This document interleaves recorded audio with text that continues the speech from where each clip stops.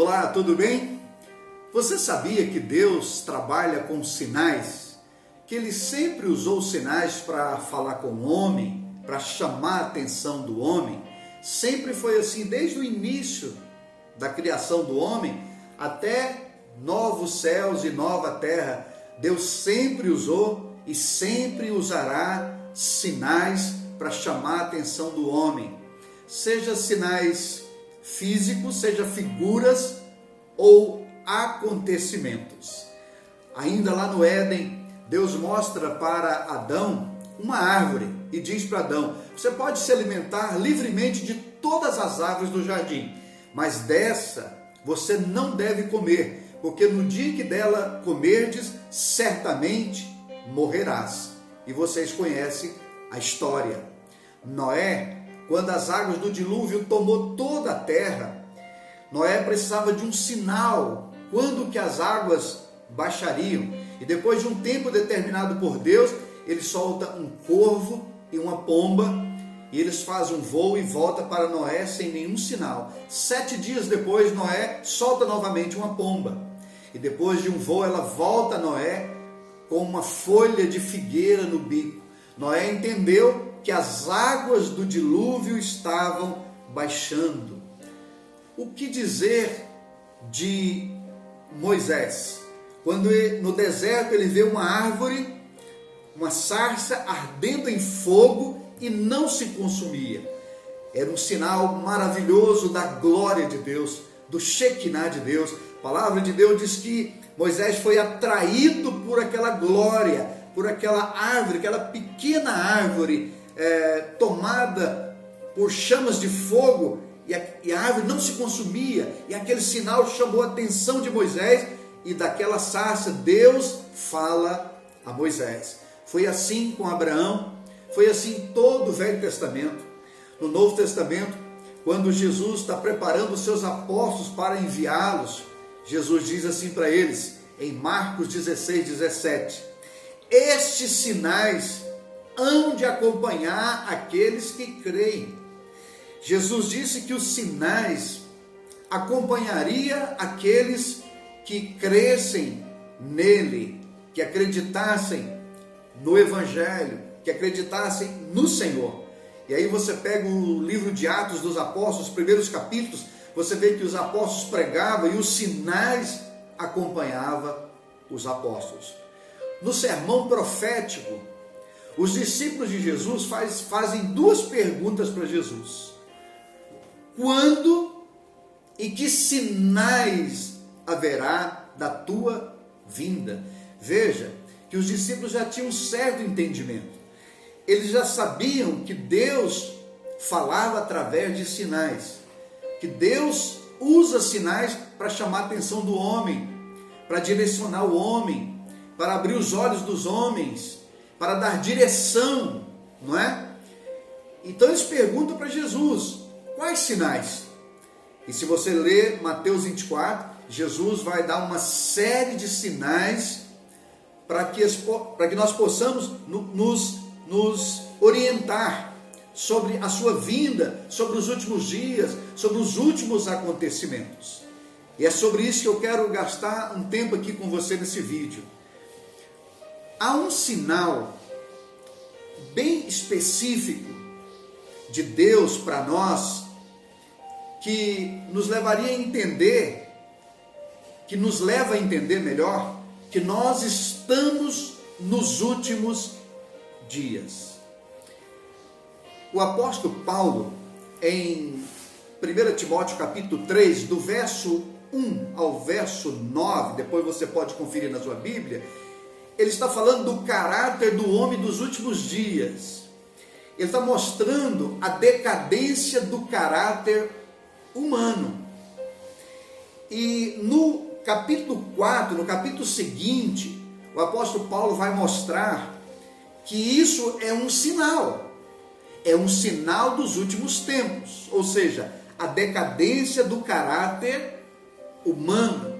Tempo desse eu vi uma explicação em cima de uma figura da Bíblia, eu achei muito legal, achei muito interessante. Aquele pastor estava mostrando a figura de Daniel, a estátua, né, que Daniel vê no sonho. a cabeça dela é de ouro, mas os pés é de ferro e barro.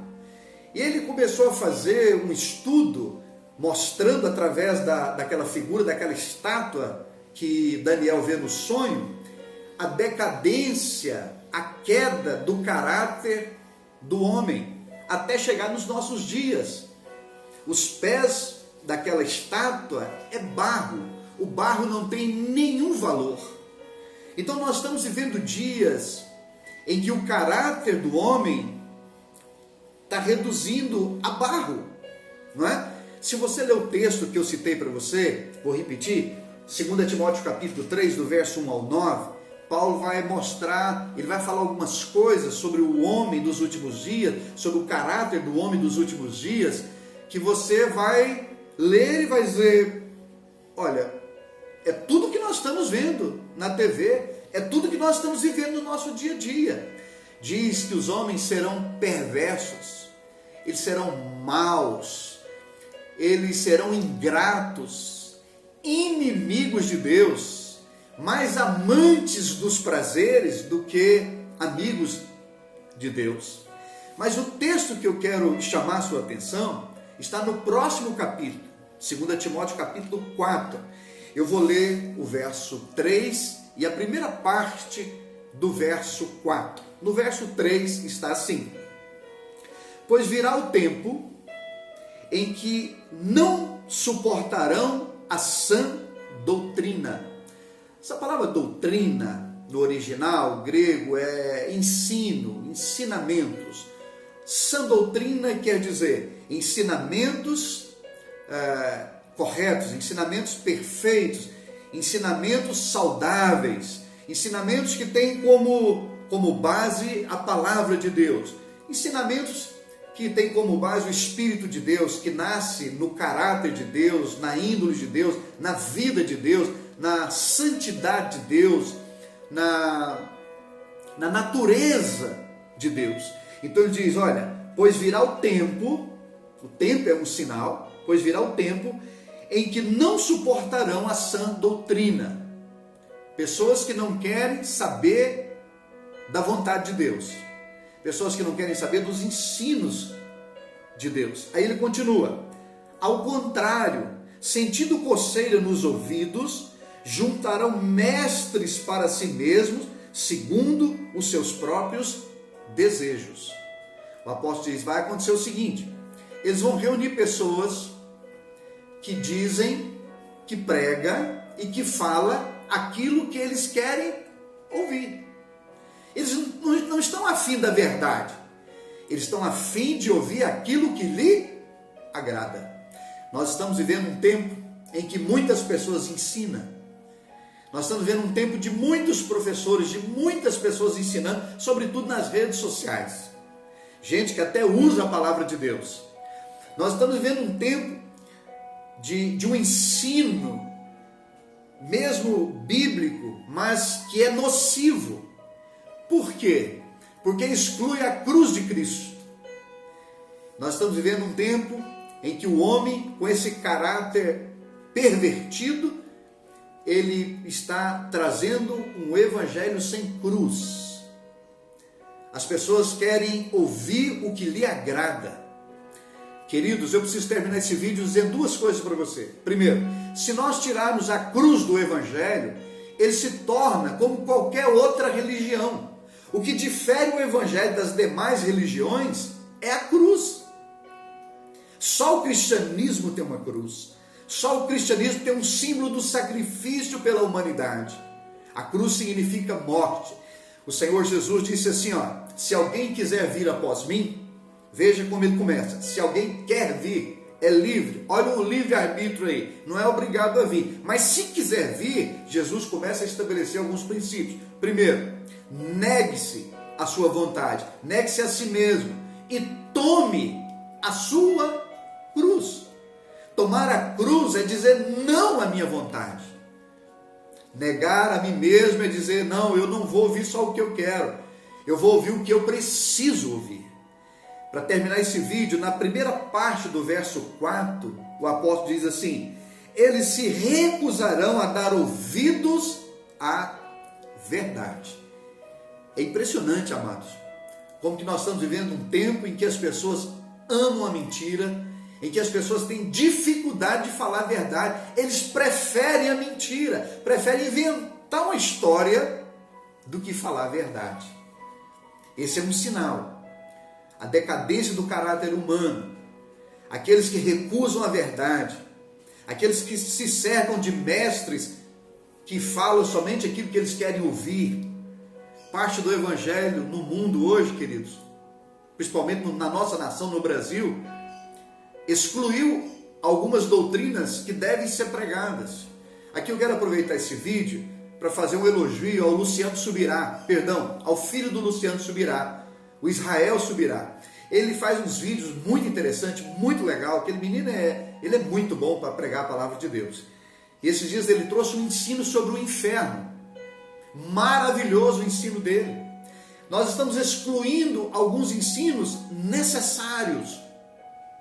Céu e inferno, pecado, justiça de Deus, o juízo de Deus, a santificação, a santidade sem a qual ninguém verá o Senhor, a comunhão com os irmãos, o amor, o andar no amor, uma série de ensinos, de doutrina que custa, que nos leva à morte do eu. Ensinos, irmãos, que para viver neles, nós temos que esmagar o nosso ego. Ensinos que para nós praticarmos eles, nós precisamos de muita graça de Deus, de muita misericórdia de Deus. Mas todos eles são necessários. Este é um sinal de que nós estamos nos últimos dias. Este é um sinal que nós estamos vivendo o fim, não é? O homem mais inimigo de Deus do que amigo. A verdade a cada dia sendo destruída, ou procurando destruir a verdade.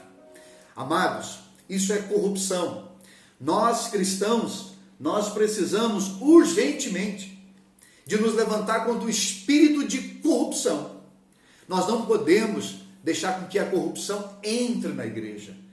O apóstolo Tiago, quando ele está ensinando sobre religião, ele diz: a verdadeira religião é, primeiro, cuidar das viúvas, segundo, cuidar dos órfãos e se guardar incontaminável deste mundo, dessa corrupção.